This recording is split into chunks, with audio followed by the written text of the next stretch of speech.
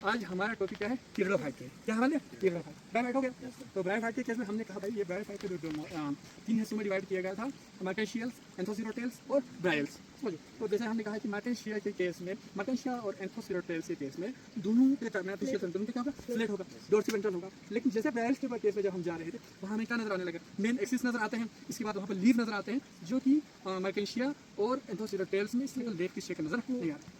इसके बाद तीसरा ब्रायल्स के ऊपर हमें क्या नजर आता है? उसका स्पेसिफिक जो स्पोरोकार्प नजर आ रहे थे। स्पोरोकार्प। दूसरी हमने ये कहा था ब्रायोफाइट के केस में the gametophytic phase is dominant.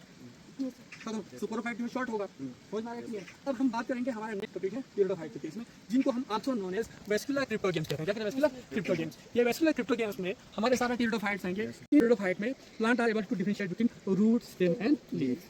समझो ये चीज आ गया। वेस्कुलर क्रिप्टोगेम्स इसलिए कहते हैं क्योंकि इनके पास वेस्कुलर सिस्टम होगा। ब्रायोफाइट में वेस्कुलर सिस्टम नहीं था। दूसरी चीज क्रिप्टोगेम उन्हें कहते हैं, उन ग्रुप ऑफ प्लांट को कहते हैं जिनके पास फ्लावर और सीड नहीं बनता।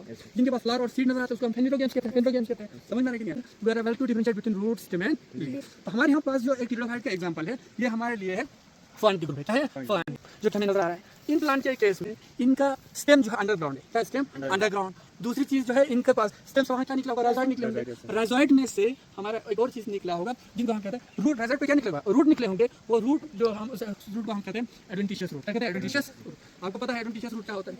ये वो टाइप ऑफ रूट्स हैं जो कि अदर देन रेडिकल से निकला, अदर देन रेडिकल से निकले, यानी एम्ब्रियो के जो है रेडिकल में से ना निकले हो। इनके पास एडवेंटिशियस रूट होगा। अब हम इनके बारे में बात करेंगे। स्टेम अंडरग्राउंड है, इनके पास राइजोइड मौजूद है, इनके पास रूट होगा, वो भी एडवेंटिशियस रूट होंगे। अब हम इनमें से एक फीचर होता है स्पोरोफिल कहते हैं। क्या कहते हैं? स्पोरोफिल। इनके पास जो लीफ होगा वो क्या होगा? स्पोरोफिल होगा। स्पोरा मतलब स्पोर हो गया, फिल मतलब क्या हो गया? Leaf, bearing leaf. Spore bearing leaf जो कहते हैं इसको स्पोरोफिल कहते हैं। समझ में?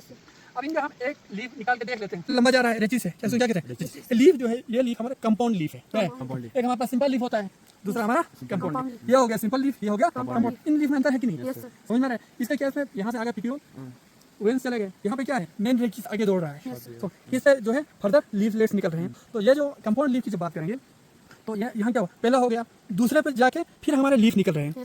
एक गया, दूसरा मिड ड्रिप की तरह लंबी लाइन जा रहा है, उस पर हमारे छोटे छोटे लीफलेट्स निकल रहे हैं। इसका मतलब इसको हम कहते हैं बाइपिनेट कहते हैं। क्या कहते हैं? बाइपिनेट। बाइपिनेट भी हो सकता है, यूनिपिनेट भी हो सकता है। एक जाता है उस पर सीधा लीफ निकल गया, यूनिपिनेट। दूसरा मतलब एक ट्राइपिनेट का एग्जांपल है। यहाँ पे एक प्लांट जो दिख रहा है, ये प्लांट, इस प्लांट को देख लो, आपको क्या दिख रहा है? ये भी कंपाउंड लीफ है, ये भी कंपाउंड लीफ है। एक, दो, तीसरे पे जाके क्या निकल रहा है? लीफ निकल रहा है कि नहीं निकल रहा है? इन दोनों लीफ में अंतर है तो दोनों कंपाउंड लीफ है, तो दोनों कंपाउंड लीफ। तो हमारे पास सिंपल लीफ का भी एग्जांपल आ गया। अब डिफरेंस है कि नहीं? अब देखो ये चीज हमारे पास आ गई। इनके लीफ के पीछे क्या होता है? स्पोर होता है। जैसे यहाँ पे आप देख सकते हो, एक बार आप ऐसा मोड़ के देखोगे, यहाँ पे छोटे छोटे डॉट्स नजर आ रहे हैं। ये क्या है? स्पोर। ये इनके अंदर स्पोर, ये छोटे छोटे एक बन, तीसरा सोरस। क्या कहते हैं? जितने काला काला दिख रहा है वो सोरस है। उस सोरस के अंदर स्पोर बन जाते हैं। तो ये लीफ बियरिंग स्पोर, इसलिए हम इसमें क्या कहते हैं? स्पोरोफिल कहते हैं। स्पोरोफिल कहते हैं। समझ में आएगी? ये है टीरिडोफाइट्स का फीचर। तो दूसरी चीज हमने ये कहा वेस्कुलर क्रिप्टोगेम की बात किया था। इनके केस में जब हम एनाटॉमिक एक्सट्रैक्शन करके देखोगे तो हमें नजर आएगा कि भाई इसके केस में जाइलम और फ्लोएम हमें नजर आने लगी। लेकिन इनके जाइलम में जाइलम वेसल्स नहीं होती है।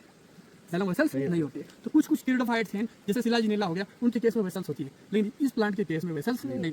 समझ में आ रहा है कि नहीं आ रहा है? जैसे हमने वेस्कुलर क्रिप्टोगेम। अब जब पीछे यहाँ जो स्पोर बन रहे हैं, सोरस जो है इनके अंदर स्पोर बनेगा। टीरिडोफाइट का एक और फीचर है, इनके स्पोर्स कैसे बनेगा? दो टाइप का होगा स्पोर जो है, दो टाइप का। तो कुछ प्लांट में जितने भी स्पोर बनेंगे सबका एक ही साइज होगा, सबका एक जैसा साइज होगा, तो उसको हम कहते हैं होमोस्पोरस। क्या कहते हैं? होमोस्पोरस। लेकिन कुछ प्लांट के केस में, टीरिडोफाइट के केस में स्पोर का साइज अलग होगा। फीमेल का जो है स्पोर बनता है, फीमेल का वो लार्ज होगा। क्या होगा? थोड़ा सा बड़ा इन साइज होगा, मेल वाला छोटा इन साइज होगा। तो एक प्लांट में दो टाइप का अगर स्पोर बन रहे हैं तो हम इसे कहते हैं हेटेरोस्पोरस कहते हैं। क्या कहते हैं? हेटेरोस्पोरस, जो कि सिलाजिनेलम पाया जाएगा, मार्सिलियम में पाया जाएगा। तो लेकिन हमारे पास जो प्लांट है इनके केस में इनके पास जितना भी स्पोर बनेगा they are homosporous in nature. सारे स्पोर एक जैसा होगा, दिखने में साइज सबका एक जैसा होगा, तो इसे हम क्या कहते हैं? Homosporous in nature. हमारे यहाँ पे एक और टीरिडोफाइट पाया जाता है जो कि इक्विसिटम जीरोफिटिक इन नेचर होगा। हम किसी एक दिन और फील्ड जाके आपको दिखा देंगे। समझ में आया कि नहीं?